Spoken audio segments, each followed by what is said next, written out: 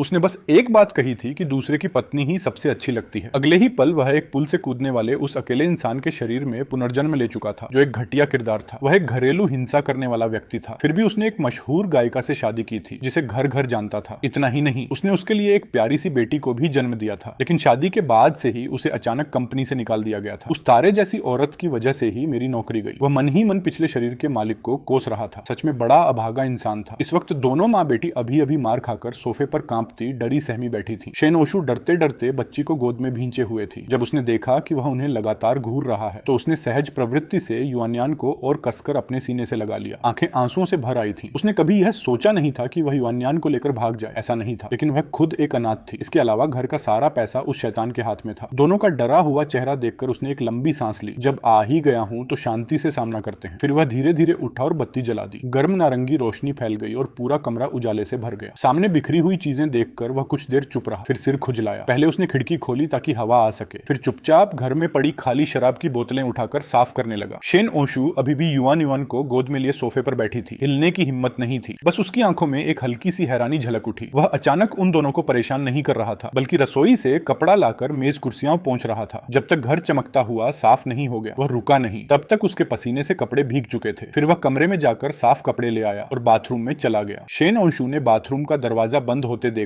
तो उसकी तनी हुई देह में जैसे सांस लौट आई। सामने साफ हुए कमरे को देखते हुए उसकी आंखों में अविश्वास था। यह शैतान अचानक बदल कैसे गया? माँ, भूख लगी है। युआन युआन अच्छी बच्ची है, थोड़ी देर में माँ खाना बनाएगी। शेन ओशु ने युआन युआन के सिर पर हाथ फेरते हुए धीरे से कहा। वह बस यही कर सकती थी। उसके जाने के बाद ही रसोई में जाकर दोनों के लिए खाना बना सकती थी। तभी बाथरूम का दरवाजा खुला और वह बाहर निकल आया। दोनों माँ बेटी उस छोटे पुराने सोफे पर सिकुड़ी बैठी थी। एक साथ दोनों के कंधे सिकुड़ गए। उसने उनकी तरफ ध्यान दिए बिना सिर हिलाया और बाहर निकल गया। शेन ओशु स्तब्ध रह गई। उसकी आंखों में निराशा उतर आई। यह फिर शराब लेने गया क्या? आज रात अभी और पीनी है। मुझे और युआनयान को आज रात भी भूखा रहना पड़ेगा। शेन ओशु ने होंठ दांतों से दबाए, आंसू थमने का नाम नहीं ले रहे थे। माँ, रो मत, मुझे सच में भूख नहीं है। युआनयान को लगा कि उसकी भूख की वजह से माँ रो रही है। उसने अपने छोटे छोटे गोरे हाथ आगे बढ़ाए और माँ के गालों पर से आंसू पोंछने लगी। शेन ओशु ने और कसकर होंठ भींच लिए। आंसू और तेज बह चले। काफी देर बाद रुंधे गले से धीरे धीरे बोली, युआनयान अच्छी बच्ची है, माँ तुम्हें सुलाती है, सो जाओगी तो भूख नहीं लगेगी। कल सुबह माँ जल्दी उठकर तुम्हारे लिए कुछ अच्छा बनाएगी। अच्छी बच्ची, माँ नहीं रो रही। शेन ओशु ने हौले से लोरी गाई और युआन युआन को सुलाया। जब युआन युआन की आंखें धीरे धीरे बंद हो गईं, तो शेन ओशु शादी के बाद के 2 सालों में जो कुछ बीता था उसे याद करने लगी। दिल दर्द से भर उठा। आखिरकार उसने तय कर लिया, कल वह इस नरक से निकल जाएगी। बाहर चाहे मौत भी हो तो भी इस शैतान के हाथों तड़प तड़प कर मरने से बेहतर होगी। तभी बाहर दरवाजे की चाबी घुमाने की आवाज आई। शेन ओशु अभी तक अपने ख्यालों में डूबी थी। आवाजें सुनकर वह चौंक गई और उसका दिल जोर से धड़क उठा। युआन युआन को पकड़े वह चुपचाप बाहर की हलचल सुनती रही। उसने घर का दरवाजा खोला और सहज रूप से सोफे की तरफ देखा। वहां कोई नहीं था। दोनों शायद सोने के कमरे में चली गई थी, लेकिन लग रहा था कि अभी तक खाना नहीं खाया था। हाथ में खाना देखकर वह एक पल के लिए रुक गया, फिर सोचकर खाना मेज पर लगा दिया और कमरे की तरफ चल दिया। शेन ओशु का बदन तना हुआ था। उसने उसके कदमों की आवाज धीरे धीरे कमरे के पास आते सुनी और मन ही मन प्रार्थना करने लगी कि वह अंदर न आए। अगले ही पल उसकी आवाज आई, तुम दोनों के लिए खाना लाया हूँ, भूख लगे तो बाहर आकर खा लो। आज रात मैं बाथरूम में सोऊंगा। यह सुनते ही शेन ओशु की आंखें अचानक चौड़ी हो गईं। फिर उसने उसके कदमों की आवाज धीरे धीरे दूर जाते सुनी। कमरे में फिर से खामोशी छा गई। बस शेन ओशु की राहत की सांस कमरे में गूंजती रही। युआन युआन को पता नहीं कब से नींद खुल गई थी। वह साफ तौर पर उसकी आवाजें सुन चुकी थी और बंद दरवाजे को उत्सुकता से घूर रही थी। आज पापा थोड़े अजीब लगे। वह घर भी नहीं आए सोने के कमरे में और ऊपर से यह भी कहा कि खाना लाए हैं। खाने का ख्याल आते ही बच्ची को फिर से भूख लगाई। उसने थूक निगला और उम्मीद भरी नजरों से माँ की तरफ देखा। शेन ओशु ने नजरें नीचे की। बेटी की उम्मीद भरी आंखें देखकर उसने हिम्मत जुटाई और चुपके से पांव दबाते हुए कमरे के दरवाजे तक आई। दरवाजा खोला तो मेज पर रखे खाने की खुशबू नाक में समा गई। शेन ओशु की आंखें पल भर के लिए नम हो गईं। उसने सच में दोनों के लिए खाना खरीद कर लाया था। उसकी इस अचानक आई भलमनसाहट को देखकर शेन ओशु के मन में खुशी नहीं बल्कि दिल की गहराइयों से एक डर उठा। यह अचानक ऐसा क्यों कर रहा है? अब वह उससे क्या छीनना चाहता है? युआन युआन नंगे पांव अपनी छोटी छोटी टांगों से दौड़ती आई और दरवाजे की दरार से बाहर झांकने लगी। उसकी आंखें चमक उठी और मुंह में पानी आने से रोक पाना मुश्किल था, लेकिन उसने खुद से कुछ नहीं किया बल्कि सिर उठाकर अपनी गोल गोल बड़ी आंखों से माँ को देखती रही। शेन ओशु ने एक गहरी सांस ली, फिर होंठों पर एक हल्की मुस्कान लाते हुए बोली, युआन युआन अच्छी बच्ची है, धीरे चलो। खाना खाने के लिए युआन युआन ने तुरंत अपना छोटा सिर हिला दिया। कमरे में बैठा वह बाहर की आवाजें सुन रहा था। उसने एक लंबी सांस ली और फिर सोचने लगा। अभी अभी खाना खरीद कर आया था, तब उसे एहसास हुआ कि इस घर में अभी बस लगभग 1800 रुपए की बचत बची है। कमाई करनी ही होगी। थोड़ी देर बाद वह अचानक उठकर बैठ गया। खुद से पूछने लगा, अभी यह बात दिमाग में क्यों नहीं आई? यह दुनिया एक समानांतर दुनिया है ना? वह उत्साहित हो उठा, जल्दी से फोन उठाया और लगातार स्क्रॉल करने लगा। थोड़ी देर में उसके चेहरे पर एक चौड़ी मुस्कान फैल गई। यह दुनिया उसकी यादों की तरह ही थी। यहाँ का सांस्कृतिक और मनोरंजन जगत उसकी पुरानी दुनिया से बिल्कुल अलग था। कुछ साधारण से गाने जो उसे मुश्किल से याद थे, वे भी यहाँ के म्यूजिक चार्ट्स में टॉप पर थे। उसने फोन मुट्ठी में कसा और दिमाग में तेजी से सोचने लगा। पुराने जमाने के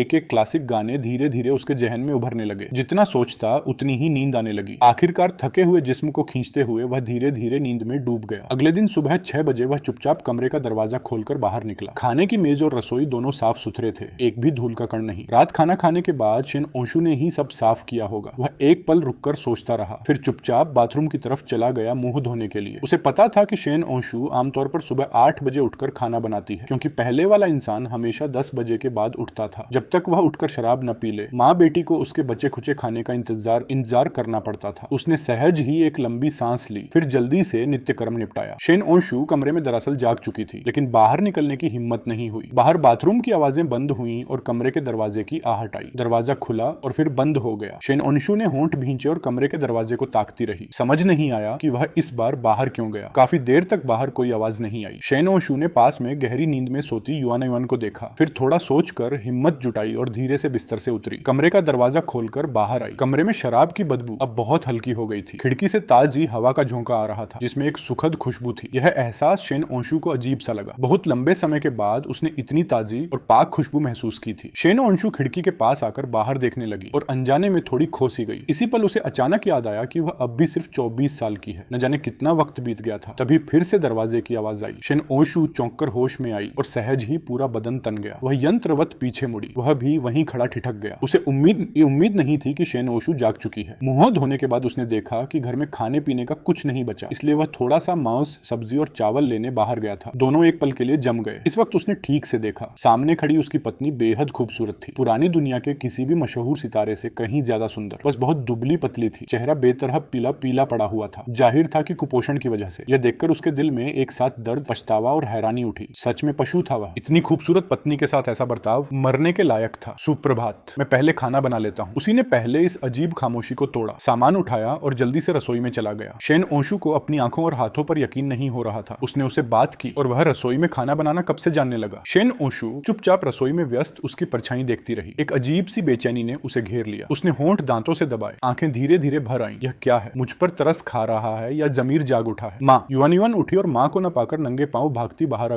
आ गई। बाहर कदम रखते ही उसकी नन्ही नाक में खाने की महकती खुशबू आई। उसने सिर घुमाकर बड़ी बड़ी आंखों से रसोई की तरफ देखा। वह रसोई में था। उसने बच्ची को देखा तो मुस्कुरा दिया, लेकिन युआन युआन डरकर शेन ओशु की पीठ के पीछे छुप गई। उसने बेबसी से अपनी नाक सहलाई। थोड़ी देर में खाना तैयार हो गया। उसने दोनों को दूर खड़े देखा और बोला, जाओ मुंह हाथ धो लो, खाना खाने चलो। युआन युआन ने साफ तौर पर थूक निकला, लेकिन फिर भी नहीं हिली। शेन ओशु भी सामने का नजारा देख कुछ घबराई हुई थी। वह दरअसल थोड़ी उम्मीद लेकर आया था, लेकिन दोनों का यह सतर्क रवैया देखकर दिल की वह उम्मीद समंदर की गहराई में डूब गई। वह थोड़ी देर चुप रहा, फिर एक सांस लेकर बोला, तुम दोनों पहले खा लो। यह कहकर वह छोटे कमरे में चला गया। शेन ओशु नहीं हिली। उसने छोटे कमरे का दरवाजा बंद होते देखा, फिर बेटी की उम्मीद भरी आंखों पर नजर पड़ी। मन ही मन एक हल्की सांस ली। युआन युआन, चलो खाना खाते हैं। खाने की मेज पर उसका बनाया दलिया था, बिल्कुल लुभावना। साथ में 2 सब्जियां और एक छोटी कटोरी अंडे की भुर्जी। अंडे की भुर्जी देखते ही युआन युआन की आंखें चमक उठी। माँ, यह पापा ने युआन युआन के लिए बनाया है। शेन ओशु एक पल के लिए बोल न सकी। उसने बेटी की उम्मीद भरी नजरें देखी और आखिरकार सिर हिला दिया। युआन युआन की आंखें और भी खिल उठी। बेसब्री से चम्मच भरकर भुर्जी मुंह में डाली। पापा ने पहली बार खाना बनाया, बहुत अच्छा है। शेन ओशु चुपचाप खाती रही। अंदर से वह बहुत उलझी हुई और अनिश्चित थी। अनजाने में उसकी नजर उस बंद छोटे कमरे के दरवाजे की तरफ चली गई। वह छोटे कमरे में मेज के सामने बैठकर काम कर रहा था। दरअसल उसे भी जोरों की भूख लगी थी, लेकिन जानता था कि अभी दोनों माँ बेटी के साथ एक ही मेज पर बैठना मुमकिन नहीं होगा। उसने उन ख्यालों को झटक दिया, फिर फोन निकाला और इस दुनिया का ऐप खोला। पुराना अकाउंट जिस पर बस कुछ हजार फॉलोअर्स बचे थे, उसे छोड़कर उसने नया अकाउंट बनाया। आदतन ऐप खोलकर ट्रेंडिंग सर्च लिस्ट देखने लगा। अगले ही पल उसकी भौहें सिकुड़ गई। यह किस तरह का बेकार संगीत टॉप पर है? कब से इस तरह के मामूली गाने चार्ट्स पर छा जाने लगे? उसके मन में एक एक विचार कौन था। उसने पढ़ाई की मेज की दराज से कुछ पुराने धूल भरे संगीत के कागज निकाले। ये सब पहले शेन ओशू के थे। यह तो बस एक छोटा सा काम था, उसके लिए कोई मुश्किल नहीं। थोड़ी ही देर में एक पूरी धुन तैयार हो गई। उसने बेसब्री से पास रखी अलमारी से एक गिटार निकाला और मेज के सामने बैठ गया। थोड़ा मन एकाग्र किया और अगले ही पल आंखें मूंद ली, उंगलियां तारों पर फिसली। गिटार की आवाज कमरे से बाहर तक फैल गई। शेन ओशू चुपचाप खाना खा रही थी, तभी अचानक चौंक कर सीधी हो गई। इन्हें गिटार भी आता है? यह कैसे हो सकता है? लेकिन वह गिटार उसी का था। शेन ओशू को अच्छी तरह पता था कि उसे गिटार नहीं आता था, कम से कम पहले नहीं आता था। तो अब यह सब क्या था? फिर गिटार के साथ उसकी आवाज भी धीरे धीरे आने लगी। शेन ओशू और भी हैरान रह गई। उसकी आंखों में अविश्वास भर गया। यहाँ तक कि युआन युआन भी, जो खुशी खुशी खाना खा रही थी, उस आवाज की तरफ खिंच गई। हाथ में पकड़ी चम्मच वहीं रोक दी और बंद कमरे के दरवाजे की तरफ देखने लगी। बड़ी बड़ी आंखें झपकती रही। युआन युआन ने सिर झुकाकर उस दिशा में कान लगाया। युआन युआन जानती है, पापा ने आज पहली बार खाना बनाया और यह पापा की ही आवाज है। पापा कितने मीठे लग रहे हैं। वह भी इसकी अच्छाई महसूस कर सकती थी। इतनी सुंदर धुन, उसे यकीन ही नहीं हो रहा था कि यह उसी के मुंह से निकली है। जब अगली पंक्ति गूंजी, शेन ओशू थोड़ी टूट सी गई। एक बार फिर उसे आगे का रास्ता धुंधला लगने लगा। इस इंसान के बदलाव का डर, और यह डर कि कहीं यह सब एक पल का सपना न हो। उसी पल गाना रुक गया। युआन युआन को दिखा कि माँ रो रही है। वह थोड़ी घबराकर शेन ओशू की गोद में चढ़ गई। छोटे छोटे हाथों से माँ के आंसू पोंछने की कोशिश करने लगी। माँ मत रो, युआन युआन फूंक मारती है। उसे लगा कि माँ को कहीं चोट लगी है। वह एक तरफ आंसू पोंछती रही, दूसरी तरफ अपना छोटा सा मुंह उठाकर माँ की पीठ पर फूंक मारने लगी। तभी शेन ओशू की पीठ पर ऊपर तक लगे घावों के निशान नजर आए, एक के बाद एक। उसे बाहर दोनों माँ बेटी के साथ क्या हुआ इसकी जरा भी खबर नहीं थी। वह अपने गाने में मगन था। अब उसने अकाउंट खोला और वीडियो रिकॉर्ड करने लगा। वीडियो में उसका चेहरा नहीं था, बस नाक से नीचे का हिस्सा दिख रहा था। उसने गिटार संभाला और इस बार वह साफ तौर पर पहले से कहीं ज्यादा गंभीर था। एक बार पूरा गाना फिर से गाया। गाना खत्म हुआ, रिकॉर्डिंग सेव की, शुरू और अंत के फालतू हिस्से काटे, फिर धुन, बोल और संगीत को मिलाकर फाइनल किया। ऑनलाइन कॉपीराइट रजिस्टर किया। जब सब कुछ हो गया तब उसने टाइटल लिखा, एक जिंदगी तुम्हारे साथ। खुद का लिखा एक गाना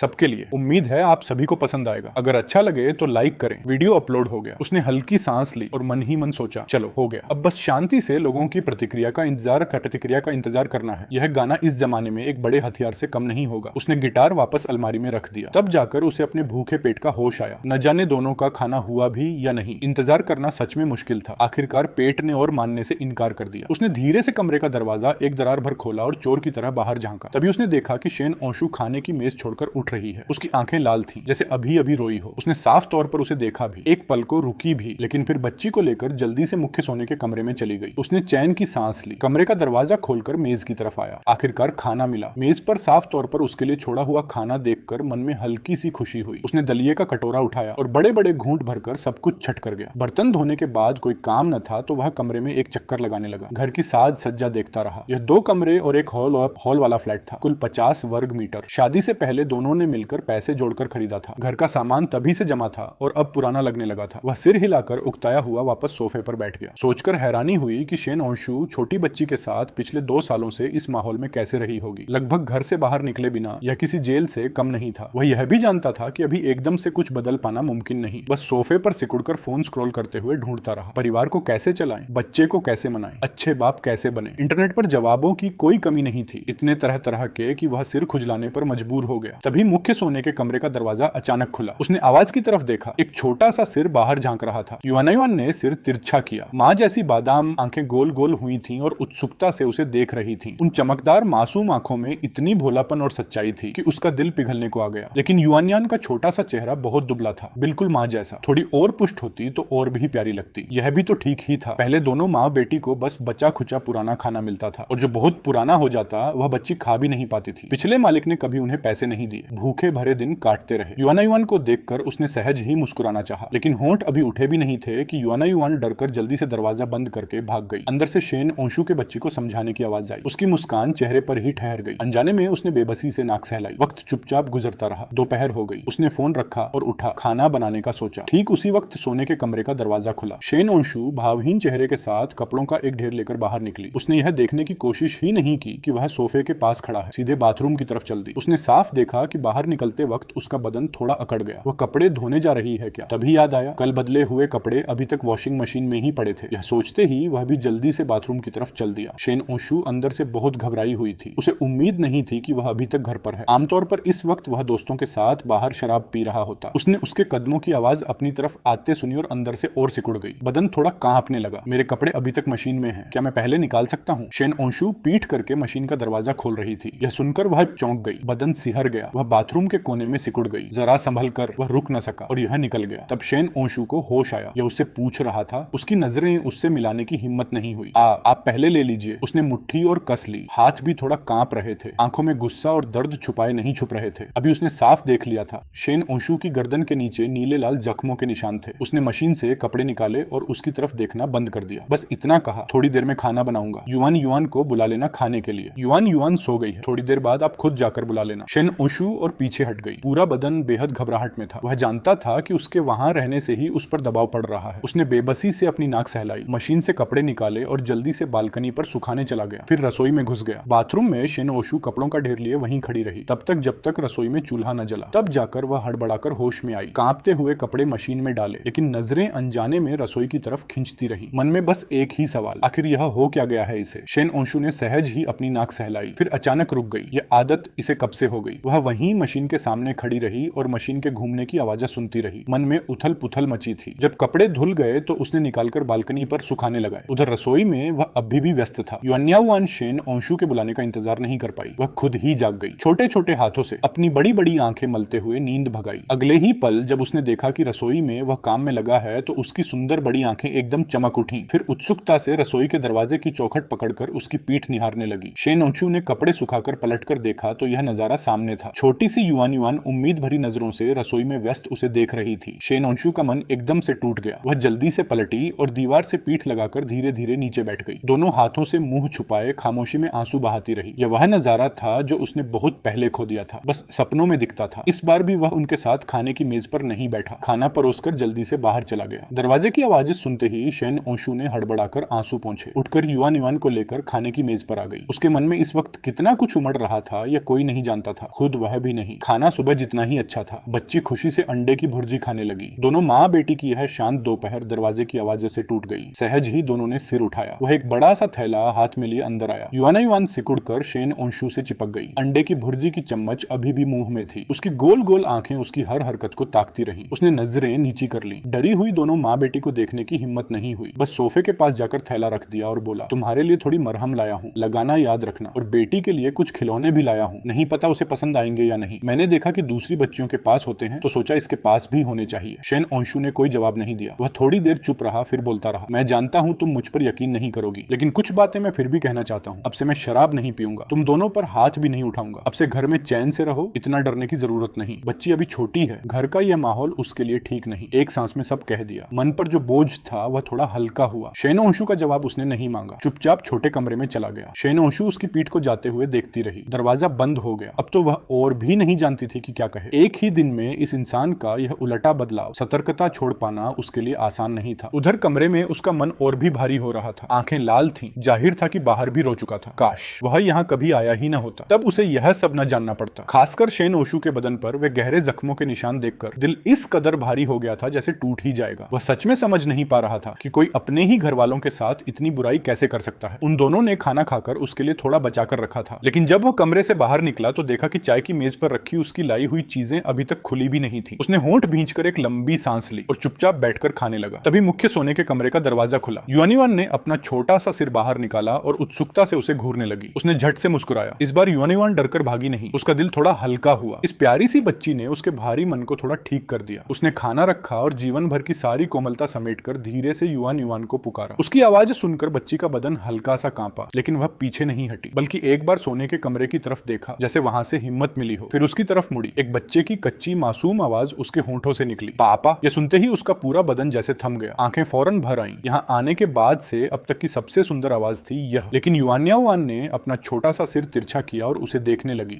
जो एक साथ रो भी रहा था और मुस्कुरा भी रहा था। उसने जोर से सिर हिलाया और उठकर थैले से गुड़िया निकाली। गुड़िया को बच्ची के सामने हल्के से हिलाया। युआन युआन की बड़ी बड़ी आंखों में जैसे एक हलचल हुई। उसने गुड़िया देखी, फिर एक बार सोने के कमरे की तरफ देखा। काफी देर बाद धीरे धीरे उसकी तरफ कदम बढ़ाए। उसका दिल जोर जोर से धड़कने लगा। डर था कि कहीं कोई हरकत बच्ची को डरा न दे, जो इतनी मुश्किल से पास आई थी। बच्ची पास आई। उसने अपना छोटा सा चेहरा ऊपर उठाया और नाक से जोर से सूंघा। फिर उसके होंठों पर एक खिली खिली मुस्कान आ गई। पापा से अब बदबू नहीं आती। गुड़िया सुंदर है ना? बच्ची के छोटे छोटे हाथ हिले। लेना चाहती थी पर हिम्मत नहीं हुई। बस अपनी काली काली आंखों से उसे ताकती रही। वह फौरन समझ गया। धीरे से नीचे बैठकर बच्ची की आंखों की सीध में आ गया और धीरे से खिलौना उसके हाथों में रख दिया। युआन युआन ने आखिरकार खिलौना ले लिया। छोटी छोटी उंगलियां उंगलियां गुड़िया की स्कर्ट को छूने लगी। आंखें खुशी से अर्धचंद्र की तरह मुड़ गईं। बच्ची की यह खुशी देखकर उसके मन में कई भावनाएं एक साथ उमड़ पड़ी, खासकर जब उसने गौर से बच्ची का पतला सा चेहरा देखा और वे कपड़े इतने धुले धुले की रंग उड़ गया था और ऊपर से तंग भी हो गए थे। दिल में जैसे सुई चुभी। यह बच्ची अभी सिर्फ 3 साल की है। उसने दांत भींचे और जल्दी से आंसू पोंछ लिए। बनावटी मुस्कान लगाए चुपचाप बच्ची को खेलते देखता रहा। उस पल उसकी आंखों में बस वही थी और कुछ नहीं। उधर मुख्य सोने के कमरे में शेनोनशु बाहर से आती बेटी की घंटी जैसी खनकती हंसी सुन रही थी। उसका चेहरा कब का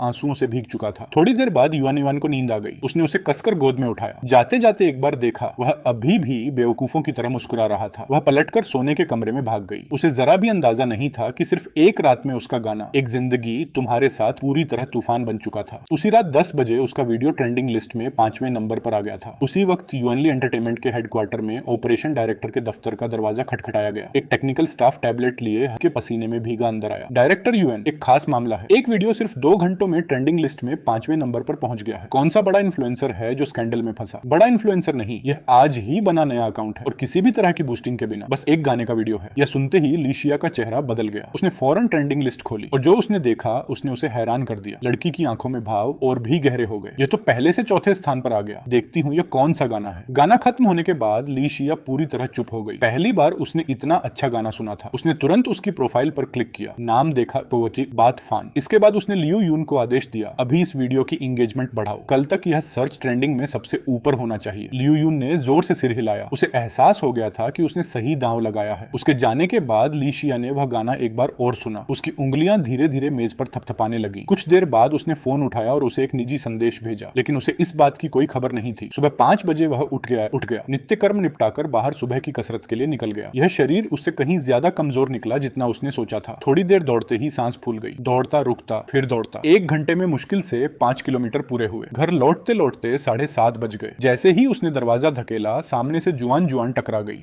वह अभी अभी मुंह धो रही थी। उसके उलझे बालों पर अभी भी पानी की बूंदें थी। उसे देखकर वह एकदम चौंक गई। वह एक पल रुका, फिर हल्की सी झिझक के साथ बोला, जुआन अभी सो रही थी क्या? तुम अंदर जाओ, मैं नहाकर खाना बनाता हूँ। कुछ खास खाना है? नहीं, कुछ भी चलेगा, तुम जो बनाओ, मैं अंदर जाती हूँ। यह कहकर वह जैसे भागती हुई कमरे में घुस गई और दरवाजा बंद कर लिया। वह बंद दरवाजे को देखता रहा, फिर बेबसी से कंधे उचका दिए। नहाने के बाद उसे वापसी की तलब महसूस होने लगी। लंबे समय से शराब पीने की आदत फिर से जागने लगी थी। वह खाना बनाते बनाते गर्म पानी के घूंट पीता रहा। तभी जुआन उठ गई। वह वो गुड़िया हाथ में लिए हुए थी जो उसने उसे दी थी। दरवाजे की चौखट से टिककर वह उसे देखने लगी। जैसे ही उसने मुड़कर देखा, वह छोटी सी बच्ची सामने थी। उसके चेहरे पर मुस्कान आ गई। जुआन सुबह क्या खाना है? बाबा बनाएगा। जुआन ने अपना छोटा सा सिर एक तरफ झुकाकर सोचा, फिर बोली, अंडे की स्टीम। जुआन को अंडे की स्टीम पसंद है तो वही बनाते हैं, उसने प्यार से जवाब दिया। हाथ बढ़ाया कि उसके छोटे से सिर को थपथपाए, लेकिन डर गया कि कहीं बच्ची घबरा न जाए। चुपचाप हाथ वापस खींच लिया। कोई जल्दी नहीं, धीरे धीरे ही सही। जुआन उसे अपना रही थी। इसी में उसे उम्मीद दिखती थी। उसका मन बहुत अच्छा हो गया। उस पल शराब की तलब और भूख दोनों जैसे गायब हो गए। तभी बाहर से हंसी और बातों की आवाजें आने लगी। वह बिस्तर पर लेटा था, साइलेंट मोड पर रखा फोन उठाया। वीडियो का हाल देखना था। फोन अनलॉक करते ही वह हक्का बक्का रह गया। इतने सारे नोटिफिकेशन। उसने घबराकर अपनी प्रोफाइल खोली। फॉलोअर्स की गिनती देखी, 10 लाख से ज्यादा। यह देखकर उसकी आंखें चौड़ी हो गईं। कांपते दिल से उसने वीडियो खोला। 20 लाख से ज्यादा लाइक्स, करीब 10 लाख कमेंट्स।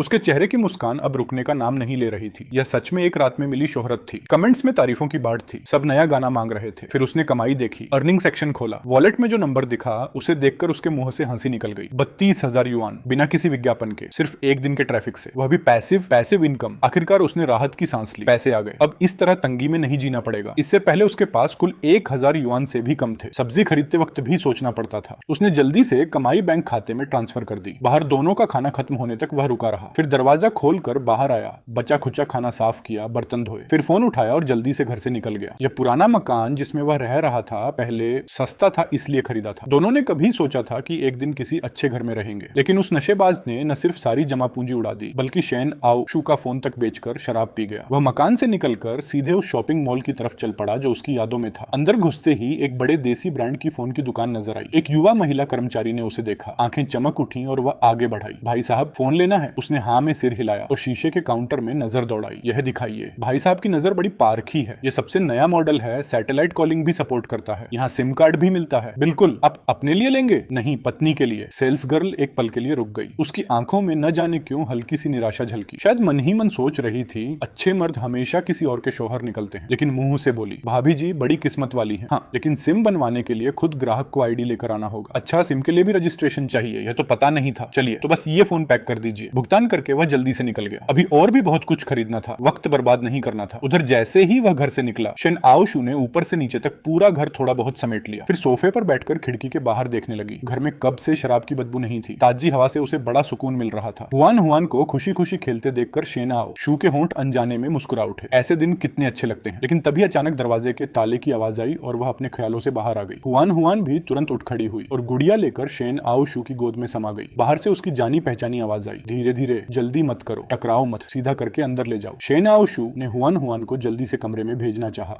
लेकिन उसकी आंखें खुद ही दरवाजे की तरफ मुड़ गईं। वहां वह था और एक अनजान मर्द के साथ मिलकर एक क्रीम रंग का बेंच से बुना हुआ सोफा अंदर ले जा रहे थे। उसने शेन आओशु को देखा तो उसकी आंखें खिल उठी, चेहरे पर खुशी साफ दिखी। अरे क्या तुम थोड़ा गर्म पानी ला सकती हो? इन मजदूर भाइयों को पिलाना है। शेन आओशु को बाहर के लोगों से मिलते जुलते काफी वक्त हो गया था। वह थोड़ा सकुचाई, फिर बोली, अभी लाती हूँ। उसके चेहरे की मुस्कान और गहरी हो गई, पसीने से तरबतर था पर ऊर्जा से भरपूर। इसके बाद वह और मजदूर नया सोफा अंदर ले आए और पुराना जर्जर सोफा बाहर निकाल दिया। फिर टीवी आया, फ्रिज आया और यहाँ तक कि सजावटी पेड़ पौधे भी। जैसे जैसे नया सामान आता गया, घर का रूप बदलता गया। कहा जाए तो बिल्कुल नया हो गया। पुराना सामान आखिर में उसने 800 युआन में बेच दिया। शेन आओशु के मन में थोड़ा दुख हुआ। वह सामान भले ही पुराना था पर काम का था। 800 में बेचना सच में बहुत कम था, लेकिन उससे भी ज्यादा उसके मन में यह सवाल था, इतने पैसे आए कहां से? उसके हिसाब से तो घर में अब तक चावल भी खत्म हो जाना चाहिए था। मजदूरों के जाने के बाद वह एक बड़ा सा थैला लेकर लौटा और बैठक में आकर अपने काम का नतीजा देखकर संतोष से बोला, अब कहीं यह घर जैसा लगता है। पसीना पोंछते हुए थैला नई चाय की मेज पर रखा और नरम सोफे पर धम्म से बैठ गया। रसोई के दरवाजे पर माँ बेटी दोनों वैसे ही खड़ी थी। हुआन हुआन माँ की जांघ थामे एक जिज्ञासु बच्ची की तरह झांक रही थी। यह देखकर उसकी आंखें खुशी से सिकुड़ गईं। अचानक उसे बड़ी तसल्ली महसूस हुई। उसने थैले में से एक बड़ा गुलाबी खिलौना निकाला और चाय की मेज पर रख दिया। लेकिन नजरें अब भी हुआन हुआन पर टिकी थी। स्वाभाविक ही हुआन हुआन की नजर फौरन उस खिलौने पर जा टिकी। उसने हाथ हिलाकर हुआन हुआन को बुलाया। आवाज में लाड़ भरा था, हुआन हुआन इधर आ देख तो, बाबा क्या लाया है? लेकिन हुआन हुआन तुरंत नहीं दौड़ी। उसने अपना छोटा सा चेहरा ऊपर उठाकर माँ की तरफ देखा। शेन आओशु ने होंठ हिलाए पर कुछ कहा नहीं। तब जाकर वह झिझकते हुए आगे बढ़ी। उसने फटाफट खिलौने की पैकिंग खोल दी। यह एक राजकुमारी का घर था। राजकुमारी का घर तो बिल्कुल बिखरा हुआ है। हुआन हुआन क्या बाबा के साथ मिलकर छोटी राजकुमारी का घर सजाएगी? हुआन हुआन की आंखें फौरन चमक उठी। उसका छोटा सा बदन और पास खिसकता गया। खिसकते खिसकते उसके पैरों से जा लगा। वह धीरे से मुस्कुराया और घर में से छोटी राजकुमारी की गुड़िया उठाई। फिर नखरे भरी आवाज में बोला, अरे छोटी राजकुमारी तो अभी तैयार भी नहीं है। बाबा को राजकुमारी को कपड़े पहनाना नहीं आता, इसलिए हुआन हुआन की मदद मांगनी पड़ेगी। यह कहते हुए उसने गुड़िया हुआन हुआन के सामने कर दी। बच्ची ने अपनी बड़ी बड़ी गोल आंखें झपकाई और धीरे धीरे अपना नन्हा सा हाथ आगे बढ़ाया। जैसे ही उसकी उंगलियां उसके हाथ में थामी गुड़िया से छुई, उसने मुस्कुराते हुए गुड़िया उसके हाथ में दे दी और अपने बड़े हाथ से उसका छोटा सा हाथ थाम लिया। वह नन्हा गर्म हाथ उसकी मुट्ठी में आ गया। उसके होंठों पर मुस्कान खिल उठी। उसने एक लंबी गुलाबी फ्रॉक उठाई। राजकुमारी को कपड़े पहनाने का काम हुआन हुआन को करना होगा। हुआन हुआन बाबा को सिखाएगी। हुआन हुआन ने उसकी हथेली की गर्माहट महसूस की। गुड़िया को देखा, फिर उसकी बेचारगी भरी शक्ल देखी और अचानक हंस पड़ी। बाबा कितने बेवकूफ हैं, हुआन हुआन सिखाएगी। बच्ची हंसी तो उसके छोटे छोटे सफेद दांत चमक उठे। वह उसके पैर से टिककर बड़े ध्यान से गुड़िया को फ्रॉक पहनाने लगी। वह भी हंसने लगा। वह विनम्रता से बच्ची के निर्देश मानता रहा और राजकुमारी को कपड़े पहनाना सीखता रहा। उस पल वह छोटा सा कमरा अचानक बहुत रोशन हो गया। उसने सिर उठाया तो शेन आओशु को वहीं खड़े ठिठके देखा। उसके बदन पर हल्के नीले रंग की वह कमीज थी जो रंग उड़ उड़कर पुरानी हो गई थी। उस पल वह अजीब तरह से आंखों को भली लग रही थी। अचानक उसे कुछ याद आ गया। एक ख्याल कौन था? यह तो मैचिंग जोड़ा था ना। जब हुआन हुआन 2 साल की हुई थी, शेन आओशु ने चुपके से उसकी पीठ पीछे यह खरीदा था। नतीजा यह हुआ कि उस कपड़े की वजह से उसकी पिटाई हुई। फोन भी बिक गया। वह पल याद आते ही उसी पल वह एकदम चुप हो गया। अगले ही क्षण उसका मन उलट पलट हो गया। वह उठा, मुंह दबाकर भागते हुए वॉशरूम में घुसा और बेतहाशा उल्टियां करने लगा। अब उसे समझ आया कि जब किसी इंसान में थोड़ी भी शराफत हो और वह किसी दूसरे की नजर से अपने ही किए हुए गुनाहों को देखे तो कितनी भयानक घिन और गुस्सा जागती है। इस अचानक हुई हलचल ने बाहर माँ बेटी दोनों को डरा दिया। शेन आओशु इतनी घबरा गई कि उसकी रूह कांप उठी। वह फर्श पर बैठ गई और एक हाथ से हुआन हुआन को छाती से लगा लिया। हुआन हुआन भी माँ की गोद में और सिमट गई। दोनों डर रहे थे कि कहीं यह बाबा जो अभी उल्टी करके बाहर आएगा पहले की तरह अचानक उन पर चिल्लाने और मारने न लगे। कुछ देर बाद वह लड़खड़ाते हुए वॉशरूम से बाहर आया। उसकी आंखें पूरी तरह लाल हो गई थीं। शेन आओशु और हुआन हुआन को डरे सहमे देखकर उसका दिल और भारी हो गया। पेट अब भी मरोड़े खा रहा था, लेकिन उसने अपनी तकलीफ दबाई और धीमी कमजोर आवाज में बोला, माफ करना, तुम दोनों डर गए ना, मुझे बस बस थोड़ा अच्छा नहीं लग रहा था। यह सोचकर कि वह इस राक्षस के जिस्म में रह रहा है, उसे ऐसा लगा जैसे हजारों चींटियां उसके बदन पर रेंग रही हूं। उन दोनों की आंखों में अब भी सतर्कता भरी थी। उसने एक भारी सांस ली और चुपचाप रसोई की तरफ बढ़ गया। हुआन हुआन अभी खेलकर थकी नहीं होगी, थोड़ी देर और खिलाओ उसे, मैं खाना बनाता हूँ। शेनाओ शू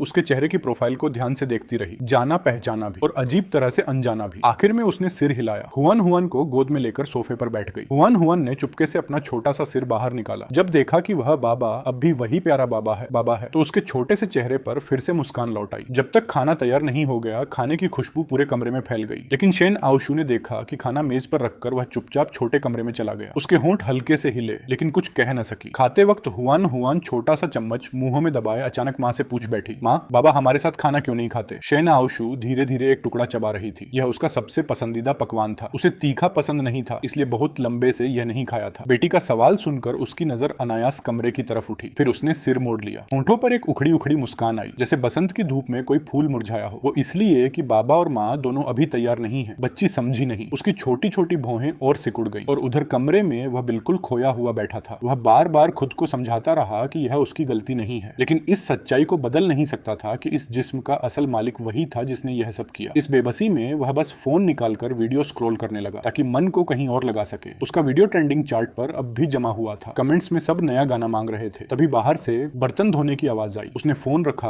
और बाहर आ गया। खाने की मेज पर उसके लिए खाना लगा हुआ था। शेनाओ शू रसोई में बर्तन धो रही थी। हुआन हुआन सोफे पर नया खिलौना लेकर खेल रही थी। उसे बाहर आते देख हुआन हुआन पहले जैसी नहीं डरी, बल्कि हल्के से मुस्कुरा दी। वह पास गया और उसके छोटे से सिर को प्यार से सहलाया। तभी शेन आओ ओशु रसोई से बाहर आई और देखा कि वह उसे एकटक देख रहा है। वह फौरन तन गई। उसके दोनों हाथ घबराहट में कमीज का दामन थामने लगे। उसकी यह दबी सिमटी आज्ञाकारी मुद्रा देखकर उसकी भौहें अनायास सिकुड़ गईं और मन ही मन एक गहरी सांस निकली।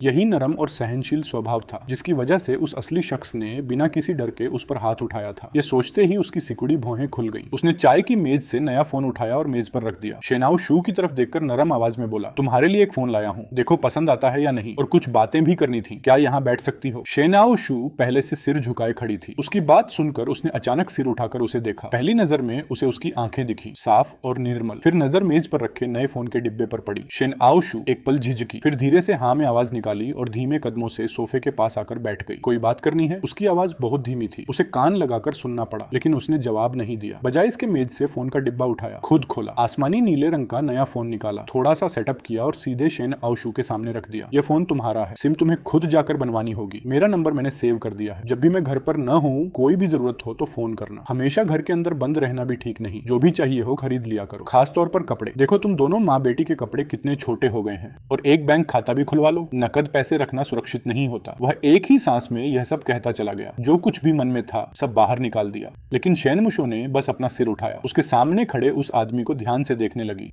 उसकी बड़बड़ाहट सुनती रही। हॉक की आंखें धीरे धीरे लाल होने लगी। वह देख रहा था कि वह फोन उठाकर हाथ में नहीं ले रही, बेबसी में बस नाक को छू रहा था। क्या तुम्हें यह फोन पसंद नहीं है? मुझे तो यह रंग बहुत खूबसूरत लगा। यह नया मॉडल भी है, इसीलिए खरीदा। अगर पसंद नहीं तो कोई दूसरा जो तुम्हें अच्छा लगे वो ले सकते हैं। किसे पता था कि शेनमुशो उसे इतनी गहरी नजरों से देखेगी। नहीं, मुझे यह काफी पसंद है, शुक्रिया। उसकी आवाज अभी भी बहुत धीमी थी। उस आवाज में एक घुटन और हल्की कंपी थी। ठीक उसी पल दोनों की नजरें अचानक एक दूसरे से मिली। फिर स्वाभाविक रूप से दोनों ने नजरें दूसरी ओर फेर ली। मन ही मन उसने हल्की सी राहत की सांस ली। पसंद है तो अच्छा है, अब और शुक्रिया मत करना, मैं पहले खाना खाने जाता हूँ। यह कहकर वह तुरंत उठ खड़ा हुआ। खाने की मेज पर जाकर चाव से खाने लगा। दरअसल शेनमुशो के मन में अभी भी शक था। उसके पास इतने पैसे कहाँ से आए? उसने पूछा नहीं, बस मेज पर रखा नया फोन उठाकर ध्यान से देखने लगी। तुआन हुयेन भी पास में आकर खड़ी हो गई। माँ के हाथ में नई चीज को उत्सुकता से देखने लगी। शेनमुशो ने अनायास ही बच्ची के छोटे से सिर को थपथपाया। एक बड़ी एक छोटी, दोनों इस तरह फोन को ध्यान से निहारती रही। खाना खाने के बाद वह पसीने से तरबतर हो गया। नहाने जाने का मन था, लेकिन आज दोनों माँ बेटी हॉल में ही बैठी रही। इससे उसे बड़ी झिझक हुई। आखिरकार वह थोड़ा उदास होकर वापस सोने वाले कमरे में लौट गया। शाम के 5 बजे तक बाहर का आसमान आखिरकार उतना तपता नहीं रहा। शेनमुशो सोफे पर कुछ देर हिचकिचाती रही, फिर मेज पर रखे पैसे उठा लिए। इसके बाद वह तुआन हुयेन को लेकर घर से बाहर निकली। तुआन हुयेन को बाहर निकले बहुत दिन हो गए थे। बाहर जाना बच्ची को बहुत पसंद था, लेकिन पहले माँ कभी उसे बाहर नहीं ले जाती थी। पिता भी उन्हें बाहर जाने की इजाजत नहीं देते थे। इसलिए इस बार बाहर निकलकर बच्ची बेहद खुश थी। छोटी बच्ची एक हाथ में गुड़िया पकड़े, दूसरे हाथ से माँ का हाथ थामे पूरे रास्ते खुशी से उछलती कूदती चली। उसकी बड़ी बड़ी गोल आंखें चारों तरफ और भी उत्सुकता से देखती रही। बाहर की हर चीज उस बच्ची के लिए नएपन की अनुभूति से भरी हुई थी। बस शेन मुशो को थोड़ी घबराहट हो रही थी। उसके कदम अनजाने में सड़क पर आते जाते भीड़ को देखकर तेज हो गए। उसे अजीब तरह की हीन भावना महसूस हो रही थी, खासकर वह और हुयेन। हुयेन ने जो कपड़े पहने थे वो उस पर ठीक से फिट नहीं थे। इससे उसे हमेशा ऐसा लगता था जैसे लोगों की नजरें अनजाने में उन पर कुछ देर ज्यादा टिक जाती हैं। शॉपिंग मॉल ज्यादा दूर नहीं था। उसे याद था कि बस 2 गलियां पार करने पर पहुंच जाएंगे। यह जगह उसकी यादों में बसे मॉल से थोड़ी बदली हुई थी। सिर्फ 2 साल में यह जगह पहले से ज्यादा सजी संवरी लगने लगी थी। अंदर कदम रखते ही उसे एक मोबाइल की दुकान दिखी। अंदर सिम कार्ड बनवाने का काउंटर भी था। शेन मुशो एक पल हिचकिचाई, फिर बच्ची को लेकर अंदर चली गई। दुकान में काफी भीड़ थी। सभी कर्मचारी व्यस्त नजर आ रहे थे। शेन मुशो को लोगों से बात किए बहुत दिन हो गए थे। वह वहीं खड़ी सकपकाई रही। सौभाग्य से एक महिला कर्मचारी ने उसे देख लिया और खुद आगे बढ़कर आई। पहले उसने हुयेन के सिर को प्यार से थपथपाया, फिर मुस्कुराते हुए बोली कि बच्ची कितनी प्यारी है। मैडम, क्या फोन लेना है? हुयेन की तारीफ सुनकर शेन मुशो के चेहरे पर भी मुस्कान आ गई। मुझे एक सिम कार्ड बनवाना है। अभी हो जाएगा? महिला कर्मचारी चेहरे पर मुस्कान बनाए रही। बात करते करते शेन मुशो को काउंटर के पास ले गई। बिल्कुल, इस तरफ आइए। यहाँ हमारे पास कुछ प्लान है जिनमें से आप चुन सकती हैं। लेकिन क्या मैं पूछ सकती हूँ कि आपका फोन किस ब्रांड का है? अगर ये हमारी दुकान के ब्रांड का है तो सिम कार्ड पर विशेष छूट मिलेगी। छूट का नाम सुनते ही शेन मुशो की आंखें चमक उठी। उसने जल्दी से अपने बैग से फोन निकाला और महिला कर्मचारी के सामने रख दिया। क्या यह वाला चलेगा? यह उसी दुकान के ब्रांड का लग रहा था और यह आज सुबह ही खरीदा गया था। महिला कर्मचारी एक पल के लिए चौंक गई। उसने ध्यान से शेन मुशो को एक बार फिर देखा। आज का यह नया मॉडल वैसे भी बहुत कम बिका था और अब यह सिम कार्ड बनवाने भी आ गई है। महिला कर्मचारी को अनायास सुबह वाला वह आदमी याद आ गया। तो क्या यह माँ बेटी उस सुबह वाले खूबसूरत आदमी की पत्नी और बच्ची है? बस इन दोनों में इतना फर्क क्यों है? ऊपर से कपड़े भी साफ नजर आ रहे थे कि ठीक से फिट नहीं है। वह खूबसूरत आदमी ऐसा नहीं लगता था कि वह अपनी पत्नी और बच्ची के साथ इस तरह का व्यवहार करे। महिला कर्मचारी के मन में कुछ उलझन थी, लेकिन उसने ज्यादा कुछ नहीं पूछा। चेहरे पर मुस्कान बनाए रखी। हैरानी से बोल उठी, अरे तो सुबह फोन खरीदने आए वो खूबसूरत आदमी आपके पति हैं? आप तो बहुत खुश नसीब हैं। ये हमारा सबसे नया मॉडल है। इस फोन के साथ आप यह प्लान ले सकती हैं। 100 रिचार्ज करो, 100 मुफ्त मिलेगा, साथ में 600 मिनट की फ्री कॉलिंग भी मिलेगी। वह उतनी ही उत्साह से सेवा करती रही। बस इस बार सेवा का पात्र बदल गया था। अब वह आदमी नहीं बल्कि शेन मुशो थी।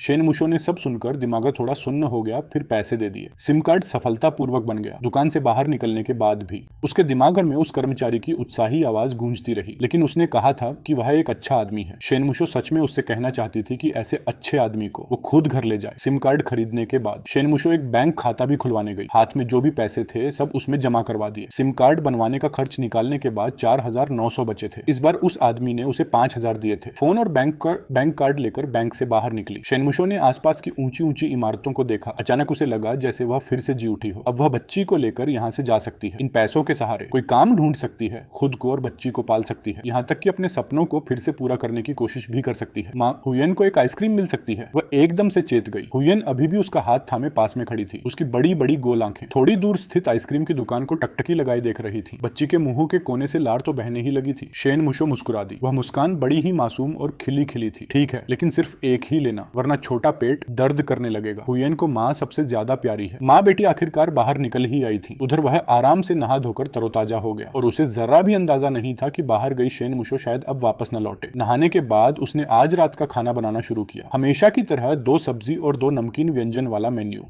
उसने सोचा था आज रात बेक्ड नूडल्स बनाएगा, लेकिन चूंकि पता नहीं था वे कब लौटेंगी इसलिए इंतजार करना पड़ा। तुरंत पका लिया, खाना मेज पर लगा दिया, नूडल्स काटकर चॉपिंग बोर्ड पर रख दिए। फिर वह हॉल में लौट आया। सोफे पर लेटकर फोन उठाया और बच्चों की परवरिश के बारे में पढ़ने लगा। बच्चा खाना न खाए तो क्या करे? एक मार लगाओ। नहीं नहीं, यह नहीं चलेगा, हटाओ हटाओ। वैसे हुयेन तो इतनी अच्छी बच्ची है, वो भला खाना क्यों नहीं खाएगी? और फिर इतनी प्यारी सी बच्ची, उससे तो उसकी एक उंगली भी छूना नहीं होगी। फोन स्क्रॉल करते करते उसे थोड़ी नींद आने लगी। उसने एक जम्हाई ली, ऊपर दाईं तरफ समय देखा। शाम के 7 बज चुके थे। ये दोनों अभी तक वापस क्यों नहीं आई? वह अचानक उछलकर बैठ गया। कहीं दोनों को कुछ हो तो नहीं गया? वह थोड़ा घबरा गया। जल्दी से उठा, जूते पहनने लगा। बाहर जाकर दोनों को ढूंढने का मन बना लिया, लेकिन उसने अभी कमरे का दरवाजा खोला ही था। तभी संयोग से वे दोनों बाहर से लौटती दिखी। दरवाजे से एक मीठी सी खुशबू अंदर आई। वह बिल्कुल ठिठक गया। शेन मुशो इस वक्त होंठों पर कोई अनजान धुन गुनगुना रही थी। कदम हल्के थे, होंठों के कोनों पर मुस्कान बता रही थी। उसका मन अब भी बहुत अच्छा है। उसके हाथों में कई शॉपिंग बैग थे। हुयेन एक हाथ से माँ की कमीज का पल्लू थामे हुए थी, दूसरे हाथ में गुड़िया पकड़ी थी, वही गुड़िया जो उसने दी थी। जो बात उसे सबसे ज्यादा चौंका गई वो यह थी, दोनों ने नए और एकदम फिट कपड़े पहने हुए थे। उसे देखकर दोनों की चमकदार बादाम सी आंखें जाहिर तौर पर थोड़ी शर्मा भी गई। अगले ही पल हुयन मीठे से उसकी तरफ लपकी। एक बार बाबा पुकारा। साफ जाहिर था कि आज बाहर घूम कर आई है। और नए कपड़े मिलने से हुयन का मन बेहद खुश था। बाबा की उस आवाजस ने तो उसकी जान ही निकाल दी। उसने थोड़ी कांपती आवाज में जवाब दिया, फिर झुककर हुयन के बाल सहलाए, उस प्यारी सी बच्ची को गोद में उठाया, अंदर कदम रखा। बाबा तुम्हारे लिए नूडल्स बनाता है, उसमें 2 अंडे डालोगे? हुयन को अंडे बहुत पसंद है। हुयन को बाबा सबसे ज्यादा प्यारे हैं। शेनमुशो दरवाजे पर ही हवा में खड़ी रह गई। इस बच्ची ने अभी अभी कहा था कि माँ सबसे प्यारी है और एक पल में ही धोखा दे दिया। हुयन को ज्यादा इंतजार नहीं करना पड़ा। अंडे वाले नूडल्स का कटोरा झटपट तैयार हो गया। वह कटोरा लेकर बच्ची के सामने आया, धीरे से उसकी छोटी सी नाक को हल्के से दबाया, फिर आदत के मुताबिक सोने वाले कमरे की तरफ मुड़ गया। वह अभी मुड़ा ही था कि अचानक बच्ची ने उसकी कमीज का पल्लू पकड़ लिया। बाबा, क्या हुयन के साथ बैठकर खाना खाओगे? वही मीठी आवाज फिर गूंजी। उसने पीछे मुड़कर देखा तो हुयन की आंखों में उम्मीद थी, थोड़ी हिचकिचाहट भी। चोरी छुपे शेनमुशो की तरफ नजर डाल रही थी जो पास में बैठी थी। शेनमुशो ने कुछ नहीं कहा, उसकी तरफ देखा भी नहीं, जैसे हुयन की बात सुनी ही न हो। बस अपने सामने रखे नूडल्स के कटोरे में खाने में लगी रही। वह थोड़ा निरुत्तर हो गया। यह स्थिति सच में बड़ी उलझन भरी थी। अगर जाना है या रहना नहीं है तो साफ कह दो। इस तरह कुछ न बोलने का क्या मतलब है? उसने बस टटोल कर देखने की कोशिश की। तो ठीक है, भाई हुयन के साथ बैठकर खाता है। बाबा, मेरे पास वाली कुर्सी पर बैठो, जवाब हुयन ने दिया। बच्ची ने खुशी से बगल वाली कुर्सी थपथपाई। उसने अपनी नाक सिकोड़ी। चेहरे पर एक अजीब सी बेचैनी थी। वह रसोई से एक कटोरा नूडल्स लेकर आया, हुयन के बगल में बैठ गया। बाईं तरफ माँ, दाईं तरफ बाबा, हुयन बीच में। पहली बार माँ और बाबा दोनों उसके इर्द गिर्द थे। उस छोटे से चेहरे पर मुस्कान एक पल के लिए भी नहीं गई। यहाँ तक कि खाना भी उसने खास उत्साह से खाया। उस भरे हुए कटोरे को पूरा साफ कर दिया। आखिर में शेनमुशो ने ही टोका कि इतना ज्यादा मत खाओ। तब जाकर बच्ची रुकी। अब और नहीं खाऊंगी, तभी माना। बस खाने के बाद हुयन चाहती थी कि बाबा और माँ दोनों उसके साथ खेलें, लेकिन वो ख्वाहिश पूरी न हो सकी। आखिरकार सिर्फ वही हुयन के साथ खेलने रुका। और शेनमुशो रात का खाना खाने के बाद अकेले मुख्य सोने वाले कमरे में चली गई। यह बात वह समझ सकता था कि आज वह उसके साथ एक ही मेज पर बैठकर खाना खाया। शेनमुशो ने जरूर मन ही मन बहुत जद्दोजहद की होगी। उसने खुद को शेनमुशो की जगह रखकर सोचा, अगर यही सब उसके साथ हुआ होता, इस तरह के बर्ताव को झेलने के बाद उसे शांति से साथ रहने की उम्मीद रखी जाए, तो वह खुद भी नहीं कर पाता, है ना? अगर वह होता तो जो वह पहले था उसका तो अभी तक नामो निशान भी न मिलता, जैसे उसे काट कर कुत्तों को खिला दिया जाए। इस तरह वह हुयन के साथ खेलता रहा। रात के 9 बज गए। हुयन को इतनी नींद आ रही थी कि उसका छोटा सा सिर बार बार झुक जा रहा था। फिर भी बच्ची सोने को तैयार नहीं थी। इसी बीच उसने एक बहुत गंभीर बात नोटिस की, वो यह कि हुयन 3 साल की हो चुकी थी, लेकिन बच्ची अभी तक खुद जूते नहीं खोल सकती थी। जबकि एक सामान्य 3 साल का बच्चा। शेनमुशो ने कुछ नहीं कहा, बस चुपचाप सोफे पर उन दोनों को देखती रही। उसकी आंखों की बात एकदम साफ थी। वह तुरंत समझ गया। हुयन को सोफे से उठाया, उस छोटे से चेहरे पर एक प्यार भरी चुम्मी ली, फिर मुस्कुराते हुए बोला, हुयन, सोने का वक्त हो गया, कल बाबा फिर खेलेंगे, ठीक है? हुयन की नींद से भरी आंखें हल्के से खुली। उसने बाबा का चेहरा देखा, फिर पलटकर शेनमुशो को देखा और अचानक उसका छोटा सा सिर बाबा की गर्दन में छुप गया। हुयन आज बाबा के साथ सोएगी। इस अचानक की बात ने उसे थोड़ा असमंजस में डाल दिया और शेनमुशो का चेहरा थोड़ा अंधिया गया। सबसे बुरा तो यह था कि माहौल में अचानक सन्नाटा छा गया। उसने शेनमुशो को बेगुनाह नजरों से देखा। यह तो बच्ची की अपनी मर्जी है, सच में उसका कोई इरादा नहीं था। शेनमुशो ने चुपचाप अपनी मुट्ठी भींच ली। सच में एहसान फरामोश है, इतने दिन पाला पोसा और बस 2 दिन में ही दुश्मन की मीठी चाल में फंसकर पाला बदल लिया। आखिरकार बच्ची ने अपनी मुराद पाली। शेनमुशो ने उसे हल्का फुल्का तैयार करवाया और बच्ची खुशी खुशी बाबा के पांवों के पास घुस गई। हुयन जैसे एक छोटे कोला की तरह थी। उसकी गर्दन को कसकर पकड़ लिया, छोड़ने का नाम नहीं। उसने भी बच्ची को यूं ही लिपटे रहने दिया। यह पहली बार था जब वह बच्ची को सुलाने की कोशिश कर रहा था। फिर से इंटरनेट पर पढ़ी बच्चों की परवरिश की तरकीबें काम आई। उसने हुयन को सोने से पहले प्यार से कहानी सुनाई। बहुत जल्द हुयन बेहद संतुष्ट होकर गहरी नींद में सो गई। एक सुबह हुयन अभी गहरी नींद में थी। वह बहुत जल्दी उठ गया, धीरे धीरे सोने वाले कमरे का दरवाजा खोला और हॉल में आ गया। सुबह की दौड़ के लिए तैयार हो रहा था। अगले ही पल उसे जैसे अपनी आंखों पर यकीन नहीं हुआ। उसने हाथ से आंखें मली। चाय की मेज पर रखी दवाइयां वो गायब थीं। उसकी आंखें धीरे धीरे चमक उठी। चेहरे पर संतोष भरी हल्की मुस्कान आ गई। आज वह घर से बेहद खुशनुमा मन लेकर निकला। दौड़ना, नहाना, फिर खाना बनाने में कुल मिलाकर 2 घंटे से ज्यादा लग गए। नाश्ता तैयार करने के बाद आज उसका एक और काम था, बेटी को जगाना। हुयन उसकी मीठी आवाजत से उठी। बच्ची ने नींद भरी आंखें मली और जैसे ही उसे देखा, उस छोटे से चेहरे पर एक प्यारी और मासूम मुस्कान धीरे धीरे खिल गई। उसने अपनी नन्ही नन्ही मुलायम बाहें फैला दी। साफ जाहिर था कि बाबा की गोद में जाना है। वह तुरंत आगे बढ़ा और बड़े प्यार से बच्ची को उठा लिया। कल खरीदे नए कपड़े पहनाए, फिर उसे बाहर ले गया, तैयार करवाया। उसने कई वीडियो देखे थे बच्चों की देखभाल के बारे में, लेकिन सिद्धांत आखिरकार सिद्धांत ही होता है। जब असल में करने बैठा तब पता चला कि यह कितना मुश्किल है। बच्ची का शरीर इतना नाजुक था, वह जोर लगाने की हिम्मत नहीं कर पाया। इसलिए पूरे काम में वह बड़ा अनाड़ी साबित हुआ। खासकर हुयन की चोटी बांधते वक्त वह पूरी तरह हार मान चुका था। बहुत देर की मशक्कत के बाद जो चोटी बनी वो बुरी तरह टेढ़ी मेढ़ी थी। बेसरब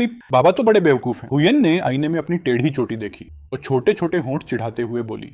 उसने बच्ची की छोटी सी नाक दबाई, जिससे हुयेन खिलखिलाकर हंस पड़ी और उसने भी अपना छोटा सा हाथ उठाकर बाबा की नाक दबा दी। शेन मुशो सोने वाले कमरे से निकलकर आई और इन दोनों की यह प्यारी सी झांकी देखी। वह कुछ बोली नहीं, चुपचाप रसोई में जाकर नाश्ता बाहर ले आई। शायद उसे खुद भी एहसास नहीं था कि उसके होंठों पर कब से हल्की सी मुस्कान आ गई थी। तीनों ने मिलकर सादा नाश्ता किया। उसने हुयेन को शेन मुशो को नहीं सौंपा, बल्कि उसे सोफे के पास ले जाकर बिठाया। राजकुमारी वाला खेल खेलने लगे। बस इस बार हुयेन के साथ खेलते खेलते उसने अनजाने में बच्ची के छोटे से दिमाग में डाल दिया बहुत सीधी सादी संख्याएं, 1 से 10 तक की गिनती। हुयेन की समस्या जानने के बाद उसने चुपचाप एक योजना बना ली थी, खेल खेल में सिखाने की योजना, ताकि बच्ची खुद सीखने में रुचि ले सके। शुरुआत सरल संख्याओं से करना, फिर धीरे धीरे रोजमर्रा की जिंदगी की कुछ सामान्य जानकारियां। वह हुयेन को धीरे धीरे सिखाता जाएगा। जाहिर है यह एक दिन में होने वाला काम नहीं था, लेकिन अच्छी बात यह थी कि हुयेन बहुत होशियार थी। बस पहले किसी ने उसे यह सब सिखाया नहीं था। अब उसकी अनजाने में की गई कोशिश से बच्ची ने जल्दी ही कुछ बातें याद कर ली। इसके अलावा उसने नोटिस किया कि कल शेन मुशो के लौटने के बाद से जैसे वह अचानक एक अलग इंसान बन गई हो। चेहरे पर साफ एक नई सी जीवंतता आ गई थी जो पहले कभी नहीं थी। यह एक अच्छा बदलाव था। इससे उसका मन भी काफी हल्का हो गया। शेन मुशो फोन में कुछ एप्स इंस्टॉल करते करते दोनों बाप बेटी की बातचीत देख रही थी। तभी उसने देखा कि वह चुपके से हुयेन को कुछ सिखा रहा है। वह चुपचाप देखती रही। मन में एक हल्की सी मिठास उठी। वह खुद भी बहुत पहले से बच्ची को पढ़ाना चाहती थी, लेकिन पहले की घरेलू परिस्थितियां ऐसी थी। उनकी जिंदगी वैसे भी बहुत मुश्किल थी। एक सामान्य माँ की तरह हुयेन को पढ़ाने की उसमें कहां सामर्थ्य थी। शेन मुशो ने नजरें हटाकर फोन की स्क्रीन देखी। नया मॉडल था तो बात ही अलग थी। एप्स बड़ी तेजी से इंस्टॉल हो रहे थे। बस कुछ सेकंड में कई एप्स डाउनलोड हो गए। जैसे ही शेन मुशो अपनी वीचैट में लॉग इन किया, कई सारे अनपढ़े मैसेज सामने आ गए। ये उसकी छोटी असिस्टेंट शाओ शाओ के थे, जो 2 साल से उसके साथ थी। उसकी वीचैट में कुल मिलाकर बस कुछ ही लोग थे। उस आदमी के अलावा पुरानी कंपनी के कुछ लोग भी थे। शाओ शाओ के मैसेज शादी के बाद से लेकर 2 दिन पहले तक लगातार आते रहे थे। ज्यादातर में यही पूछा था कि वह कैसी है, लेकिन वह कभी जवाब नहीं दे पाई इन लगातार आते मैसेजों को देखकर।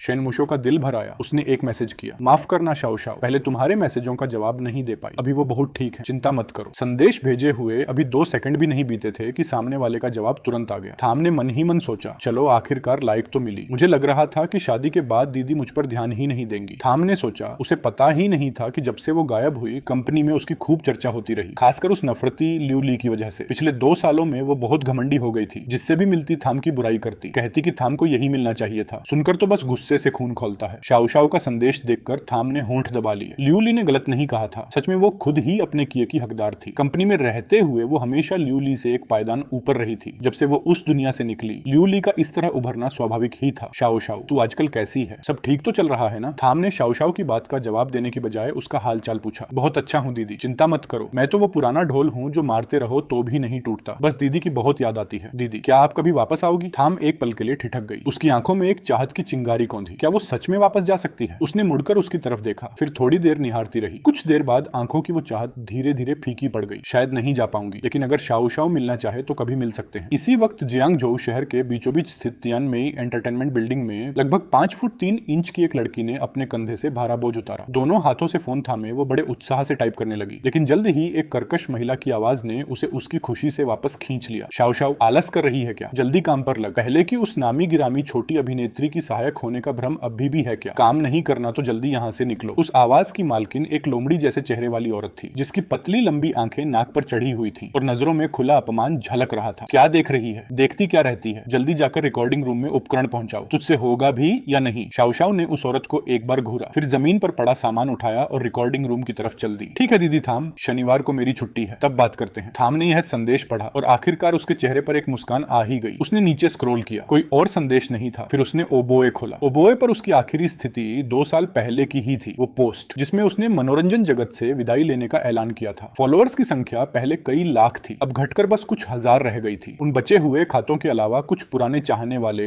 अभी भी उसकी परवाह में टिप्पणियां छोड़ते थे। उसने बेमन से ओबोए की फीड स्क्रॉल की। सब तरफ बस ताजा गॉसिप ही था, लेकिन उनमें कुछ पोस्ट एक ऐसे गाने के बारे में थी जो इन दिनों खूब चल रहा था। एक जिंदगी तेरे संग, वो गाना, एक जिंदगी तेरे संग, एक दिव्य आवाज, एक रहस्यमयी गायक। सिर्फ एक वीडियो से रातों रात 10 लाख से ज्यादा फॉलोअर्स। आखिर वो है कौन? गहरा विश्लेषण। हाल की सबसे चर्चित गाने पर एक नजर। थाम काफी उत्सुक हो गई। चलो देखते हैं यह गाना कैसा है। और उसने उस शीर्षक पर क्लिक कर दिया। फोन की स्क्रीन खुद ब खुद वीडियो पर चली गई। गिटार की जानी पहचानी धुन बज उठी। बैठक में एकदम से सन्नाटा छा गया। तीनों के कानों में बस वो आवाज गूंज रही थी। वो थोड़ा शर्मिंदा होकर मुंह फेर लिया, जबकि शुआन ने अपनी बड़ी बड़ी गोल आंखें फाड़ ली। थाम के पास खिसक आई और फोन की स्क्रीन में झांकने लगी। थाम बिल्कुल अवाक रह गई। यह जानी पहचानी आवाज, क्या यह वही गाना नहीं था जो 2 दिन पहले उसके कमरे से आ रहा था?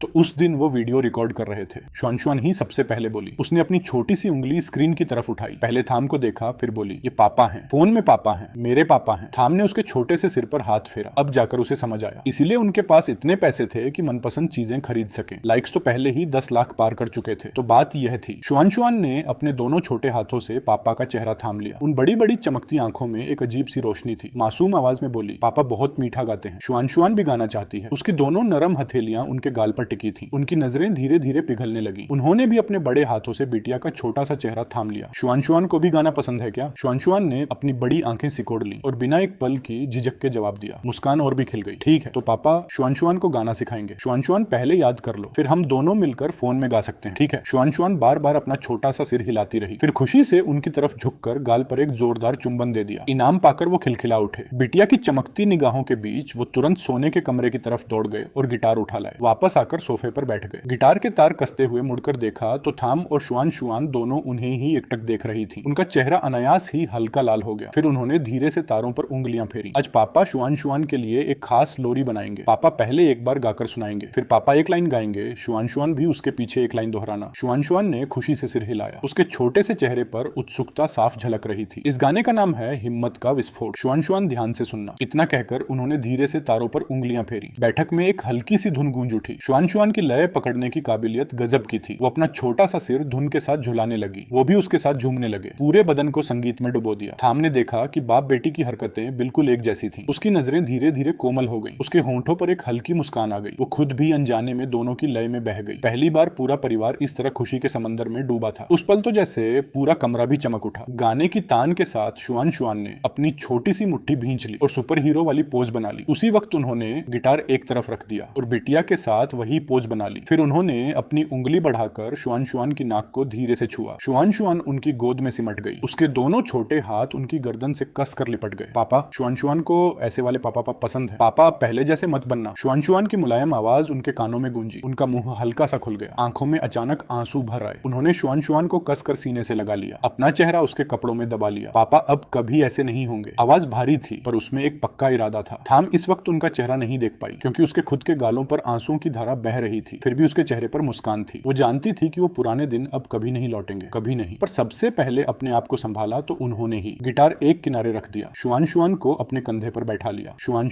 अब तुम और मम्मा दोनों मिलकर गाना सीखो। पापा एक लाइन गाएंगे, तुम भी पापा के पीछे एक लाइन गा सकती हो ना? शुआन ने झट से हाँ कर दी। उसके बाद का वक्त बाप बेटी के गाना सीखने सिखाने में बीत गया। पूरी सुबह भर दोनों की आवाजें बैठक में गूंजती रहीं। दोनों को गाने में डूबा देख थाम चुपचाप रसोई में चली गई और दोपहर का खाना बनाने लगी। बस उसका हाथ साफ नहीं था उनके जैसा। खाने की मेज पर शुआन बार बार यही कहती रही कि आगे से पापा का बनाया खाना खाऊंगी। थाम को जलन से आंखें लाल हो गईं। मन ही मन और भी कुड़न हुई। इस बेशर्म बच्ची को बस 2 दिन में ही खरीद लिया इन्होंने। इस घर का माहौल उन्हें बहुत सुकून दे रहा था। यही तो होनी चाहिए एक असली परिवार की रंगत। शुआन बहुत जल्दी सीखती थी। बस 3 दिन में ही उसने पूरा गाना हिम्मत का विस्फोट कंठस्थ कर लिया। शुआन की जिद पर उन्होंने उसका वीडियो बनाकर प्लेटफॉर्म पर डाल दिया। वीडियो में शुआन ने गुलाबी राजकुमारी वाली फ्रॉक पहनी थी। सिर पर बड़ा सा तितली वाला रिबन बंधा था। उसका नन्हा सा बदन धुन के साथ झूम रहा था। बेहद प्यारी लग रही थी। वीडियो बनाते वक्त उनके चेहरे पर फूल सी मुस्कान खिली हुई थी। पूरे चेहरे पर लिखा था कि यह मेरी बेटी है। गर्व और नाज से भरे हुए थे। थाम एक तरफ खड़ी तमाशा देख रही थी। अचानक उनका चेहरा देखा तो हंसी रोकते रोकते सांस ही अटक गई। पहली बार देखा था उन्हें इस रूप में। इन 3 दिनों में उनके अच्छे बर्ताव की वजह से थाम और उनके बीच की दूरी काफी कम हो गई थी। सबसे बड़ी बात यह है कि थाम अब खुद से उनसे 2-4 बातें कर लेती थी। किसी को क्या पता था कि इस अकाउंट का दूसरा वीडियो एक बच्चों का गाना होगा। गाना फिर भी उन्हीं का लिखा था, उतना ही मीठा। था। प्लेटफॉर्म के एक बड़े अधिकारी ल्यूयुन की नजर इस वीडियो पर तुरंत पड़ गई। पूरा वीडियो देखने के बाद उन्होंने बिना एक पल की देरी किए इसे अधिकतम ट्रैफिक दे दिया। इतनी प्यारी नन्ही सी बच्ची और इतना मीठा गाना। ल्यूयुन के चेहरे पर नानी जैसी मुस्कान आ गई, होंठ कान तक खिंच गए और देखते ही देखते प्लेटफॉर्म पर तहलका मच गया। एक जिंदगी तेरे संग की धूम अभी पूरी तरह ठंडी भी नहीं पड़ी थी कि हिम्मत का विस्फोट का तूफान आ गया। इस बार वीडियो की धूम पहले से भी कहीं ज्यादा जबरदस्त थी। बस एक दोपहर में ही 50 लाख लाइक्स आ गए। कमेंट्स की संख्या तो बेहिसाब थी। इसी वजह से रात को उन्हें एक बार फिर फोन साइलेंट मोड पर रखना पड़ा। वो सोफे पर बैठे कमेंट सेक्शन बड़े चाव से पढ़ते रहे। थकान का नामो निशान नहीं था। कमेंट सेक्शन में तो हर कोई जुगाड़ी था। वो लगातार स्क्रॉल करते रहे। अगर मेरी भी ऐसी बेटी होती तो किसी भी रंग बिरंगे लड़के को 100 कोस के दायरे में भी नहीं फटकने देता। यह सबसे ज्यादा लाइक वाला कमेंट था। एक शनिवार की सुबह वो दौड़ लगाकर लौटे तो पसीने से तरबतर थे। घर में घुसे तो थाम को देखा जो नई खरीदी हुई पतली सी नाइटेड ड्रेस पहने बाथरूम से निकल रही थी। वो जाहिर तौर पर अभी अभी नहाकर आई थी और बाल सुखा रही थी। भाप की गर्मी से उसका छोटा सा चेहरा गुलाबी हो रहा था। दोनों एक दूसरे को देखते रह गए। उनके मन में एक शेर कौंधा, साज सज्जा से परे कमल जैसी निर्मल सुंदरता। थाम के लिए इस वक्त यही सबसे सटीक था। उन्हें इस तरह बेवकूफों जैसे घूरते देख थाम ने बेसाख्ता अपने हाथ सीने पर रख लिए। उसका चेहरा धीरे धीरे लाल होता गया, यहाँ तक कि कान की लौ भी सुर्ख हो गई। वैसे तो दोनों की शादी को 2 साल से ज्यादा हो गए थे, लेकिन यह पल बिल्कुल किसी नए आशिक जोड़े जैसा था। थाम ने खुद को संभालते हुए उन्हें कुछ कहा और बेडरूम की तरफ बढ़ गई, पर उसके कदम खुद ब खुद तेज हो गए। उन्होंने सीधा सा जवाब दिया। थाम ने कुछ और नहीं कहा, भागती हुई बेडरूम में चली गई जैसे कोई पीछे पड़ा हो। वो बेबस मुस्कुराए, मन में उठते ख्यालों को झटका और गुनगुनाते हुए बाथरूम में घुस गए। नहाना, खाना बनाना, युवान को जगाना, यही 3 रोज के काम थे। जब उन्होंने बेडरूम का दरवाजा धकेला तो युवान अभी भी गहरी नींद में थी। उसका छोटा सा मुंह थोड़ा सा खुला था और वो उनके बड़े से बिस्तर पर हाथ पैर फैलाकर पसरी हुई थी। कुछ दिनों के ढंग के खाने पीने और सोने की वजह से युवान का रंग पहले से कहीं ज्यादा गुलाबी और तंदुरुस्त हो गया था। दुबली तो अभी भी थी, लेकिन चेहरे पर रौनक साफ दिख रही थी। वो बिस्तर के किनारे बैठकर थोड़ी देर उसे देखते रहे, फिर झुककर उसकी नाक को हल्के से छुआ। युवान उठो, खाना खाने चलो। बिस्तर पर पड़ी नन्ही बच्ची ने छोटे से होंठ फुलाए, आंखें धीरे से खुली। जब उन्हें देखा तो दोनों गाल उस नन्ही बच्ची के होंठ खुद ब खुद मुस्कान में खिंच गए। फिर उसने धीरे धीरे अपने छोटे छोटे हाथ आगे बढ़ाए और उनकी गर्दन से लिपट गई। पापा, नन्ही आवाज में मनुहार भरी थी। वो मुस्कुराए, बच्ची को उठाया और बेडरूम से बाहर ले आए। वॉश बेसिन के सामने रखी छोटी सी स्टूल पर उसे बैठा दिया। 2 दिन पहले से ही उन्होंने उसे खुद मुंह धोना और दांत साफ करना सिखाया था। वो पास खड़े रहे, टूथपेस्ट लगाकर ब्रश दिया और तौलिया पकड़ाया। युवान बड़ी होशियार थी। उन्होंने बस 2 दिन सिखाया और वो यह काम खुद करने लगी। ठीक उसी वक्त थाम भी बेडरूम से बाहर आई। उसने अपने लंबे बालों को पीछे से ऊपर उठाकर एक छोटी सी जूड़ा बना ली थी। इस अंदाज में थाम को देखकर उनकी आंखें अनायास चमक उठी। उन्होंने मन ही मन सोचा, यही तो है 20 साल की उम्र की असली रवानी। बस थोड़ी और भरी भरी होती तो और भी खूबसूरत लगती। थाम के मन में हल्की सी घबराहट थी, गाल गुलाबी हो रहे थे। घर में पहली बार उसने इस तरह से संवरने की कोशिश की थी। पता नहीं अच्छा लग रहा है या नहीं। उसने नजर उठाई और देखा कि वो युवान की देखभाल में लगे हैं। चुपचाप खाने की मेज पर आकर बैठ गई। अभी उनकी आंखें एक पल के लिए चमकी थीं, तो इसका मतलब अच्छा ही लग रहा होगा। रुको, मुझे उनकी नजर की परवाह क्यों करनी चाहिए। थाम ने मुंह फुला लिया। बेमन से चम्मच से कटोरे में हलचल करने लगी। वो सच में खुद से ही नाराज थी। इसी बीच वो युवान को तैयार करा के ले आए। युवान अपनी जगह बैठ गई। मीठी सी आवाज में एक बार मम्मा बुलाया, फिर अपना छोटा सा चम्मच उठाया और सामने रखे सुनहरे कद्दू के दलिये को परोसने लगी। आज क्या आप मम्मा और मेरे साथ बाहर चल सकते हैं। वो सिर झुकाए खाने का आनंद ले रहे थे कि अचानक थाम की यह बात सुनकर रुक गए। सिर उठाकर थाम को देखा, चेहरे पर सवाल था। थाम ने सिर हिलाया, उनकी तरफ नहीं देखा, लेकिन कान की लौ सुर्ख हो चुकी थी। बिल्कुल, उन्होंने बड़े उत्साह से हाँ कर दी। रास्ते में उन्होंने एक टैक्सी रोकी। आज सब शहर के बीचों बीच स्थित ईदा चौक पर जाने वाले थे। थाम और उसकी सहायक